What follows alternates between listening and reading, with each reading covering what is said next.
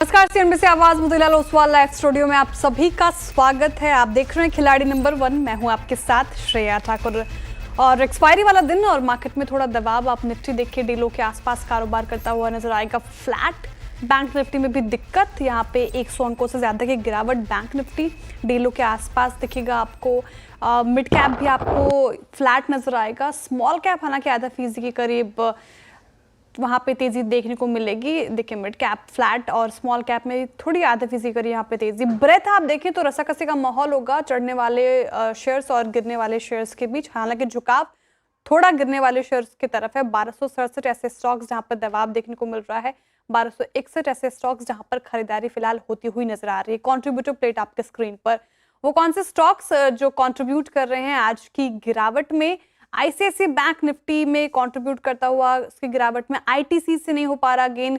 Kotak Mahindra bank, Bajaj finance. इसके अलावा आप देखें जो सपोर्ट करते हुए नजर आ रहे हैं, इन्फोसिस, सन फार्मा, भारतीय एयरटेल और इंडसइंड बैंक। बैंक निफ्टी का कंट्रीब्यूटर प्लेट आपके स्क्रीन पर। इंडसइंड बैंक बस सपोर्ट कर रहा है, बाकी सभी का हाल बेहाल। एचडीएफसी बैंक देख लीजिए, आईसीआईसीआई, कोटक महिंद्रा बैंक और एसबीआई कंट्रीब्यूट कर रहे हैं गिरावट में बैंक निफ्टी के।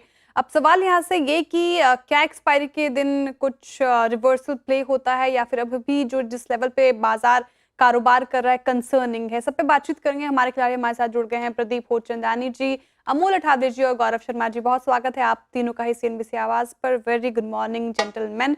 और सवाल पहले प्रदीप जी आपके पास आना चाहूंगी। जिस तरीके से आज एक्सपायरी वाला दिन देखिए, निफ्टी फ्लैट, बैंक निफ्टी थोड़ा प्रेशर में ज्यादा देखने को मिल रहा है, कंट्रीब्यूशन वहीं से आ रही है गिरावट में। कैसे देख रहे हैं आप? क्या हिदायत ट्रेडर्स को, इन्वेस्टर्स को ऐसे मूड माहौल में क्या करना चाहिए? Good morning everyone. तो पिछले 15-20 सेशन का अगर ट्रेंड देखें तो क्लियरली कंसोलिडेशन दिख रहा है और इस कंसोलिडेशन की रेंज भी अभी वेल डिफाइन हो गई है। निफ्टी में ऑन द हायर साइड 25,100 है, जहाँ पे रिपीटेडली रेजिस्टेंस आ रहा है। उस लेवल को निफ्टी क्रॉस नहीं कर पा रहा है, तो एक फ्रेश तेजी की गुंजाइश तभी बनेगी जब 25,100 का ये लेवल डिसाइसिवली क्रॉस होता है। On the lower side 20 DMA के सपोर्ट की जो हम की शुरुआत से बात कर रहे हैं वो करीबन 24,650 670 के आसपास है। तो क्लियरली ये रेंज निफ्टी के लिए इंपॉर्टेंट रहेगी। ये रेंज जिसकी साइड टूटेगी वहीं पे हमको एक आगे चल के मोमेंटम देखने को मिलेगा। निफ्टी बैंक की अगर बात करें तो क्लियरली 56,000 के आसपास एक बड़ा रेजिस्टेंस आ रहा है, जिसको क्रॉस करना जरूरी होगा एक फ्रेश अप मूव के लिए। ऑन द लोअर साइड 55,000 55,100 एक सपोर्ट जोन है। तो क्लियरली ये लेवल्स हैं, हम दोनों मेन इंडाइसिस के लिए ट्रैक करेंगे। ब्रॉडर इंडाइसिस में हमने अभी तक आउट परफॉर्मेंस देखा है, पर ये दोनों ही इंडाइसिस इनके जो प्रीवियस मिड में हाई बने थे उसके आसपास ट्रेड कर रहे हैं और यहीं के इसी के आसपास इनका भी रेजिस्टेंस मिल रहा है आज के सेशन में। तो ये जो रेजिस्टेंस लेवल है वो क्रॉस करने इनके लिए भी जरूरी होंगे फ्रेश अपमूव के लिए। Meanwhile individual pockets of strength हमको दिख रहे हैं अभी भी, और जैसे कि मैंने बताया सपोर्ट लेवल निफ्टी और निफ्टी बैंक में नजदीक है, तो इसी को ध्यान में रख के तेजी की साइड की ट्रेड ढूंढने की कोशिश करें। तो स्टॉक स्पेसिफिक होंगे और तेजी की साइड ट्रेड्स ढूंढने की कोशिश करेंगे। ट्रेंड अभी भी फिलहाल पॉजिटिव। गौरव शर्मा जी आप बताएं, आप जिस तरीके से देखें आईटी और स्पेशली मेटल से आज सपोर्ट मिलता हुआ नजर आ रहा है, कहीं ना कहीं सेक्टोरल शिफ्ट हम देख रहे हैं मार्केट में। आईटी और मेटल पे आपका नजरिया? श्रेया, आज का ये जो दिन में हम देख रहे हैं कि आईटी और मेटल स्पेस के अंदर हमें बाइंग नजर आ रही है, ये सोनली आउटकम है जो कि ट्रम्प एडमिनिस्ट्रेशन के खिलाफ केस हुआ है यूएस में, और उसमें कहा गया है दैट उन्होंने अपनी एक्स्ट्राऑर्डिनरी पावर्स का इस्तेमाल किया है टैरिफ्स को लगाने के लिए, और वो टैरिफ्स बेमानी है, इस तरीके की चीज़ें आ रही हैं। तो एक होप जगी है यहाँ से कि ये टैरिफ रिलेटेड सेगा जो चल रहा है it might come to an end now. Therefore ये जो कंपनीज हैं, जो सेक्टर्स हैं आईटी के, ये सारा का सारा अपना इंडियन आईटी कंपनीज यूएस से बिजनेस ड्राइव करते हैं। तो एक उस चीज़ में एक सकारात्मक स्थिति बनती हुई दिखाई दे रही है, तो पॉजिटिविटी आ रही है हमारे आईटी स्पेस में। साथ ही साथ में मेटल स्पेस की अगर मैं बात करूं तो वो लार्जली चाइना ड्रिवन रहता है, तो टैरिफ वॉर्स के चलते चाइनीज़ इकोनॉमी पे भी असर आ रहा है। तो अगर वहाँ से भी चीज़ें सेटल डाउन होती हैं तो it will be beneficial for the Chinese economy. और इवेंचुअली इंडियन कंपनीज के ऊपर जो एक थोड़ा सा मेटल कंपनीज के ऊपर जो थोड़ा सा संकट और एक रेड फ्लैग सा आ जाता है कि अगर वहाँ की इकोनॉमी में कुछ उथल पुथल होगी specially on the down side, तो उससे हमारे इंडियन मेटल कंपनीज को थोड़े कॉन्ट्रैक्ट्स में हो सकता है डिप मिले। तो इन्हीं सब चीज़ों के ऊपर एक सकारात्मकता देखने को मिली है। रिजल्टेंट आज मेटल और आईटी स्पेस के अंदर तेजी देखी जा रही है। बिल्कुल सही बात की आपने गौरव जी, और लगातार हम ये खबर बता रहे हैं सीएनबीसी आवाज़ के दर्शकों को, इसलिए आईटी और मेटल अभी फिलहाल फोकस में। अमोल जी, हालाँकि प्रदीप जी ने थोड़ा बताया मिड कैप और स्मॉल कैप स्पेस में, आपसे डिटेल में जानना चाहूँगी। आउट परफॉर्मेंस हम लगातार देखने को मिल रहे थे, कल भी आउट परफॉर्म करता हुआ नज़र आ रहा था। अभी कैसा परफॉर्म कर रहा है? आज स्मॉल कैप हालाँकि बेहतर स्थिति में, लेकिन मिड कैप फ्लैट है। क्या यहाँ पे अप्रोच रहेगी, काउंटर स्पेसिफिक अप्रोच होना चाहिए, या फिर आपका नज़रिया कुछ और कहता है? जी, नमस्ते and good morning. I think overall setup market का अच्छा था, बट ये जो करेक्शन हुआ वो मॉर्निंग में जो गैप अप के बाद एक जो डीप आया और उसके बाद करेक्शन बढ़ता गया, और आज अभी अभी देखेंगे तो निफ्टी डे लो के आसपास चल रहा है। ये थोड़ा सा सेंटीमेंट चेंज करेगा अगर यही टेक्सचर मार्केट का कंटिन्यू रहा, या फिर हम बोल सकते हैं 24,650 के नीचे अगर मार्केट ट्रेंड नीचे ट्रेड होता हुआ दिखने को मिला, तो शायद उसका असर मिड कैप और स्मॉल कैप स्टॉक्स पे भी बढ़ेगा। उसके बाद थोड़ा-सा करेक्शन और बढ़ सकता है। तो थोड़ा-सा आज वेट एंड वॉच का अप्रोच रखना पड़ेगा। अगर मार्केट बाउंस बैक होता है, वापस से रिक्लेम करता है 24,800, तो शायद ये जो मिड कैप में स्मॉल कैप में जो बुलिश मोमेंटम है, वो कहीं न कहीं और कॉन्फिडेंस लेवल बढ़ता हुआ दिखेगा और पॉजिटिव मोमेंटम और बढ़ने के चांसेस दिख के आ रहे हैं, बट वेट करना पड़ेगा। वेट एंड वॉच का अप्रोच रहेगा। अभी वेट एंड वॉच का अप्रोच लगाकर चले मार्केट में, जिस तरीके से स्थिति और वोलेटिलिटी देखने को मिल रही है। ठीक है, अब आगे बढ़ते शो में। सबसे पहले स्क्रीन पर रखते हैं रिटर्न कार्ड हमारे खिलाड़ियों की, क्या स्थिति वहां पे देखने को मिल रही है, कौन आगे हैं, कौन लीड ले रहे हैं। एक और कारोबारी सत्र बचा है इस पूरे हफ्ते का। आज गुरुवार, कल शुक्रवार, कल आखिरी कारोबारी सत्र। और आज और अभी तक आप देखें तो गौरव शर्मा जी पहले पायदान पर है, इनका पोर्टफोलियो 1.5% के करीब पॉजिटिव रिटर्न दे रहा है। दूसरे पायदान पे अमोल अठावले जी हैं, इनका पोर्टफोलियो 0.25% के करीब पॉजिटिव रिटर्न देता हुआ नजर आ रहा है। प्रदीप जी का पोर्टफोलियो थोड़ा पेन में है, 4% से ज्यादा का नेगेटिव रिटर्न लैंड करता हुआ नजर आ रहा है। चलिए, आप प्रदीप जी का पोर्टफोलियो आपके स्क्रीन पर रखते हैं। क्या एक्शन इन्होंने लिया अपने पोर्टफोलियो में? एग्जिट किया है हुडको से, एक्जिगो में स्टॉप लॉस हिट हो चुका है, पॉलीकैब होल्ड कर रहे हैं, कोफोर्ज को भी होल्ड कर रहे हैं। बताइए प्रदीप जी, आज के लिहाज से पहली पसंद क्या होगी? जी, एक जगह है मेरे पोर्टफोलियो में ऐड करने के लिए, और वहाँ पे मैं पीवी पावर सिस्टम को ऐड करना चाहूंगा। और एक स्ट्रॉन्ग अपट्रेंड में है, और उसके बाद 6-7 दिन का कंसोलिडेशन हमने देखा है नैरो रेंज में। और आज के सेशन में ये आर्ली चार्ट्स पे एक फ्रेश ब्रेकआउट कंफर्म कर रहा है। तो टीडी पावर सिस्टम को 493 के करंट रेट पे ऐड करना चाहेंगे। टॉप लॉस रहेगा 480, 480 का, और 530, 530 के इसमें टारगेट रहेंगे। ओके, सीजी पार ये खरीदारी की राय प्रदीप जी की तरफ से। टीडी पावर, सीजी पावर नहीं, माफ टीडी कीजिएगा, पावर। टीडी पार। जी, टीडी पावर सिस्टम। ठीक है, स्टॉप लॉस और टारगेट दोहराएंगे प्रदीप जी? जी, टॉप लॉस रहेगा 480 का, 530 का इसमें टारगेट रहेगा। 530 का टारगेट टीडी पार में, और स्टॉप लॉस अभी आपके स्क्रीन पर आएगा। आप 480 का आपको स्टॉप लॉस लगाकर चलना है। फिलहाल ये आप नोट डाउन कीजिए, पहली पिक प्रदीप जी की तरफ से आती हुई। और अभी इस बीच एक बड़ी खबर आ रही है, 31 मार्च तक बैलेंस शीट 8.2% बढ़ी साल दर साल। आरबीआई की एनुअल रिपोर्ट है ये। और अभी आपके स्क्रीन पे फ्लैश जो भी डिटेल्स हम सीएनबीसी आवाज पे सबसे पहले दिखाएंगे। ग्लोबल इको आउटलुक को लेकर कई चुनौतियां हैं, ये आरबीआई के एनुअल रिपोर्ट में ये बात कही गई। इसके अलावा आप देखें तो उन्होंने कहा है कि फाइनेंशियल 2025 का एनुअल रिपोर्ट आरबीआई ने जारी किया। कुछ मुख्य बातें अभी आपके स्क्रीन पर बैलेंस शीट की बात की गई। एक तो 2025 और 26 के लिए ग्लोबल इको आउटलुक थोड़ा सुस्त नजर आएगा, उन्होंने ये भी फ्लैग किया है, इसको भी अंडरलाइन किया है। और जो भी डिटेल होगी वो हम आप तक पहुंचाएंगे। और सबसे पहले आप देखेंगे सिर्फ और सिर्फ सीएनबीसी आवाज़ पर आरबीआई के एनुअल रिपोर्ट की वो मुख्य बात है। 31 मार्च तक बैलेंस शीट में बढ़ोतरी देखने को मिल रही है, साल दर साल वाई ऑन वाई बेसिस पे देखें 8.2% के करीब। ये सारी बातें, जानकारी आरबीआई के एनुअल रिपोर्ट पर निकल कर आई है।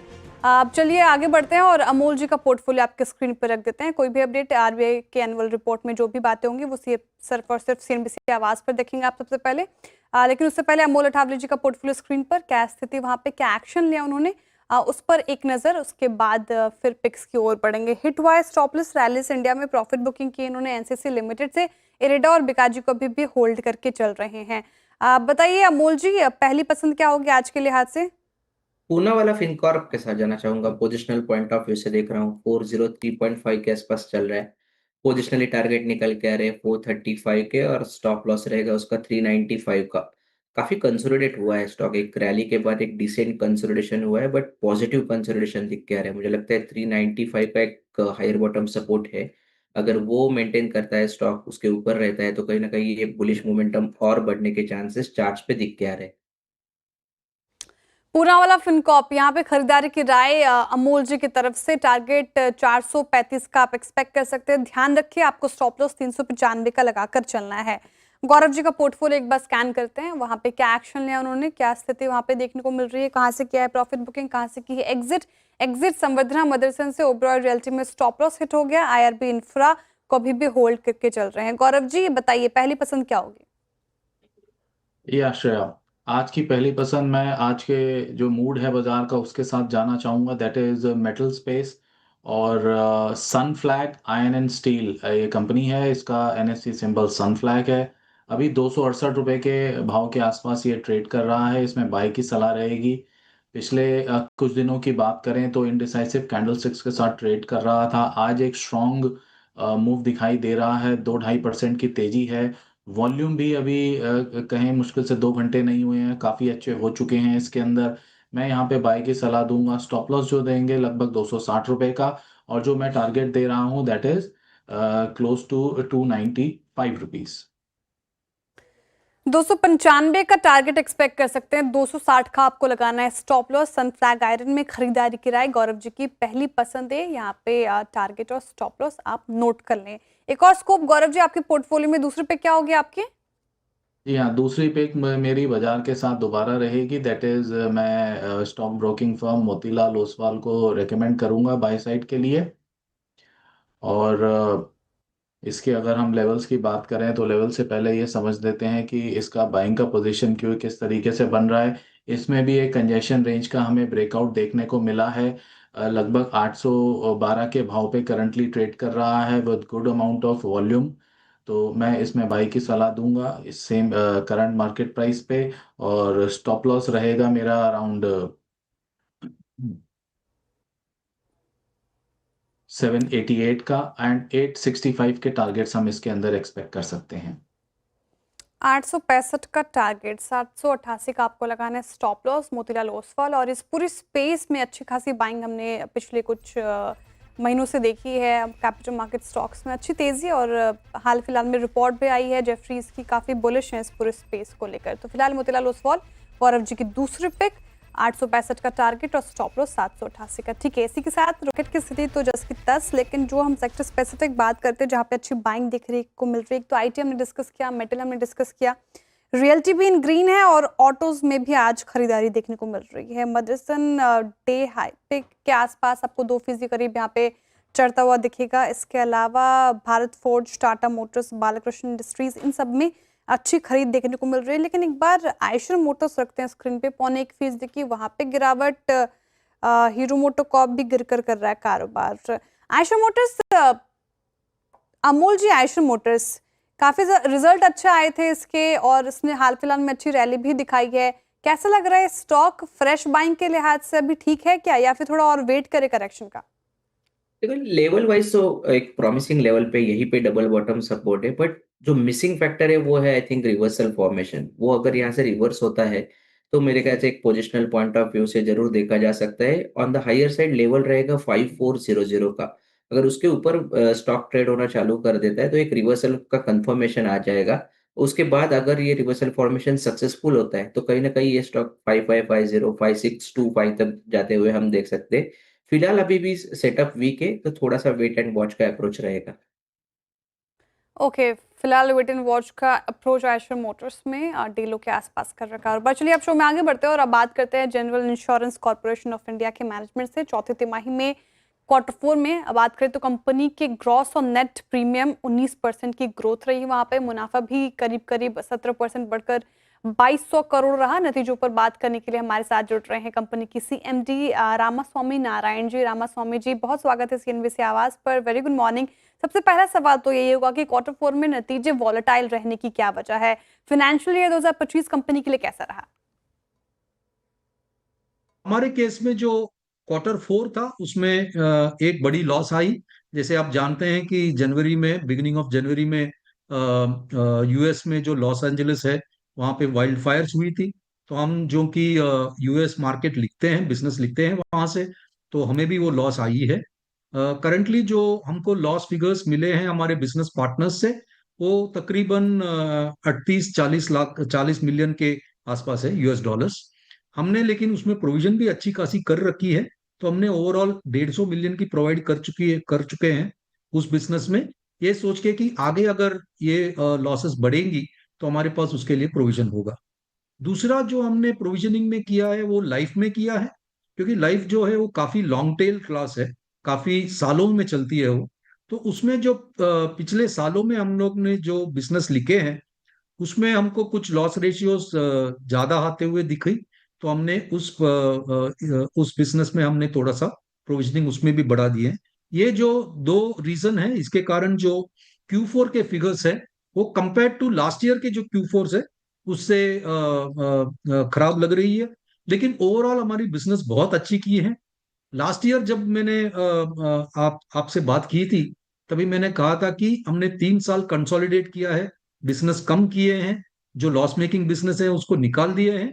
लेकिन इस साल से हमारा ग्रोथ स्टार्ट होगा, और मैंने कहा था कि शायद 10% हम ग्रो करेंगे। तो इस बार हमने उससे अच्छा किया है। तो 24-25 में हमने 10.72% हमने हमारा बिजनेस ग्रो किया है, और ये काफी प्रॉफिटेबली ग्रो किया है। बिल्कुल, ग्रो किया है, वो दिखा आंकड़ों पर। वैसे रामास्वामी जी, फाइनेंशियल 2026 के लिए ग्रोथ गाइडेंस क्या है? इंटरनेशनल अंडरराइटिंग बिजनेस में मजबूत कारोबार के मद्देनजर मैं पूछ रही हूँ। तो बेसिकली हमारा जो बिजनेस है वो दो टाइप के हैं। एक तो इंटरनेशनल बिजनेस जो हम लिखते हैं, और इंडिया जो डोमेस्टिक में लिखते हैं वो। तो इंटरनेशनल बिजनेस ग्रो करने के लिए ये बहुत जरूरी है कि आपका जो इंटरनेशनल क्रेडिट रेटिंग है वो एक अच्छे स्तर में हो। तो पिछले साल 24 में, जो अक्टूबर महीने में हमारा जो इंटरनेशनल क्रेडिट रेटिंग थी, जो AM बेस्ट हमको देती है, उसमें बढ़ोतरी हुई। अभी हमारा जो रेटिंग है वो A- एक्सेलेंट है। तो इस A- एक्सेलेंट के साथ हमको काफी अच्छी बिजनेस दिखने को मिलती है इंटरनेशनली। जो 1 जैन में जो इंटरनेशनल बिजनेस रिन्यू हुई, उसमें हमने काफी अच्छा बिजनेस देखा, काफी अच्छे बिजनेस लिखे, और हमारा ग्रोथ कुछ 28% था 1 जैन में। और उसी हिसाब से 1 अप्रैल जो इंडिया की बिजनेस रिन्यू होती है, उसमें भी हमने कुछ 8% ग्रो किए हैं। तो ओवरऑल मुझे लगता है कि 25-26 के लिए हमारा बिजनेस 10% का ग्रोथ होगा हमारा, और एक तो कुछ 4-1 हजार करोड़ का बढ़ोतरी होगी हमारे टॉप लाइन में। और जैसे मैंने कहा था कि हम इस हिसाब से अंडरराइट कर रहे हैं कि आगे चल के जो प्रॉफिटेबिलिटी है वो इम्प्रूव होगा। तो इस साल में भी हम यही कोशिश करेंगे कि कम से कम हमारा जो कंबाइंड रेशियो 2% से कम हो जाए, ताकि हमारा प्रॉफिटेबिलिटी बढ़ जाए। बिल्कुल। समय कम है रामास्वामी जी, वरना बहुत सारे सवाल और पूछने थे, मुझे चर्चा करनी थी। लेकिन बहुत शुक्रिया हमारे साथ जुड़ने के लिए, तमाम सवालों के जवाब देने के लिए and all the very best for upcoming quarters. बहुत शुक्रिया आपका। चलिए, वक्त हो चुका है शो को आखिरी सेगमेंट की तरफ मोड़ने का। फटाफट से स्क्रीन पर लेकर आते हैं हमारे खिलाड़ी के पोर्टफोलियो। प्रदीप जी के पोर्टफोलियो के साथ शुरुआत करते हैं। और देखिए, इन्होंने कोफोर्ज TD पार सुझाया, दोनों ही बाई साइड की ट्रेड। टारगेट 8,900 और स्टॉप लॉस 8,280 का लगा के चलना है। कोफोर्ज में TD पार में टारगेट 530 और स्टॉप लॉस 480। अमूल जी का पोर्टफोलियो क्या कहता है? इन्होंने सुझाया इरेडा और पूनावाला फिनकॉर्प, दोनों ही बाई साइड की ट्रेड। इरेडा में टारगेट 187 और स्टॉप लॉस आपको 173 का मेंटेन करना है। पूनावाला फिनकॉर्प में टारगेट 435, स्टॉप लॉस 395 का लगाकर चलना है। गौरव शर्मा जी का पोर्टफोलियो रखते हैं स्क्रीन पर। IRB इंफ्रा, सनफ्लैग आयरन और मोतीलाल ओसवाल, तीनों बाई साइड की ट्रेड। IRB इंफ्रा में target 57, stop loss 50.50। Sunflag Iron में target 295, stop loss 260। Motilal Oswal में टारगेट 865 और स्टॉप लॉस 788 का लगाकर चलना है। मुनाफा का मीटर क्या कहता है? एक्सपायरी वाला दिन थर्सडे, एक और सेशन बाकी है फ्राइडे का। तो फिलहाल अभी लीड ले रहे हैं अमूल अठावले जी। इनका पोर्टफोलियो 5.25% करीब पॉजिटिव रिटर्न देता हुआ नजर आ रहा है। दूसरे पायदान पे गौरव जी हैं, इनका पोर्टफोलियो 0.5% करीब पॉजिटिव रिटर्न। प्रदीप जी का पोर्टफोलियो थोड़ा पेन में है, लगभग 0.25% के करीब नेगेटिव रिटर्न फिलहाल ये देता हुआ नजर आ रहा है। तो ये स्थिति हमारे खिलाड़ियों के पोर्टफोलियो की। कोई भी अपडेट इनकी तरफ से वो हम मिड कैप मंत्रों में लेकर आएंगे। बहुत शुक्रिया आप तीनों का ही हमारे साथ जुड़े रहने के लिए और तमाम पिक्स बताने के लिए। इसी के साथ इस शो से इतना ही। अब सीधे मुलाकात होगी कमाई का अड्डा में। आप देखते रहिए CNBC आवाज।